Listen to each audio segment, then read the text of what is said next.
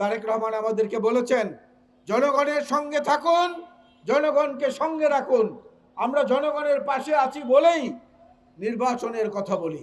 নির্বাচনের কথা বললে আপনারা গোস্বা করেন, এই গোস্বা করাটা তো ঠিক না।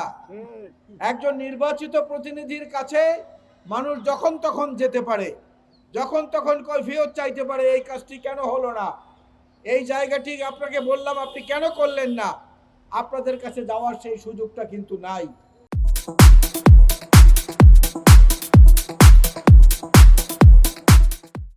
যেটুকু আছে সেটুকু মাঝখানে দেয়াল তৈরি করে রেখেছে এই স্বৈরাচারের দোসররা।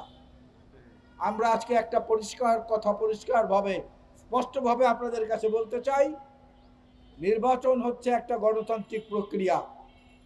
একটা নতুন প্রজন্ম 2014, 2018, 2024 তিনটি নির্বাচনে তাদের অধিকার প্রদর্শন করতে পারেননি, অধিকার পূরণ করতে পারেননি।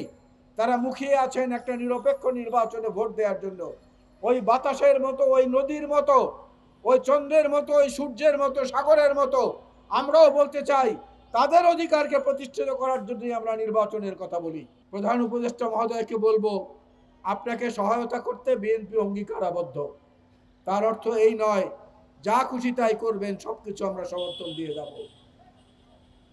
একটা নির্দিষ্ট সময়ের মধ্যে প্রশাসনের বিভিন্ন স্তর থেকে ফ্যাসিবাদের দোসর এই জঞ্জালদের যদি পরিষ্কার না করেন, বঙ্গভবন থেকে শুরু করে ইউনিয়ন পরিষদ, গণভবন থেকে শুরু করে সিটি কর্পোরেশনের ওয়ার্ড পর্যন্ত সব জায়গায় ঘাপটি মেরে লুকিয়ে থাকা এই ফ্যাসিবাদের দোসরদের তালিকা প্রকাশ করে দেব এবং সেই তালিকা জনসমক্ষে সাংবাদিকদেরকে দেব, দেয়ালে দেয়ালে টানিয়ে দিব সারা বাংলাদেশে।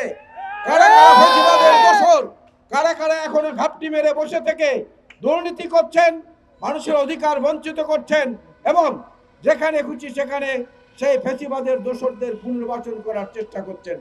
সুতরাং সাবধান হয়ে যান, আমাদেরকে যেন সেই শ্বেতপত্র প্রকাশ করতে না হয়, আমাদেরকে যেন সেই তালিকা দিতে না হয়।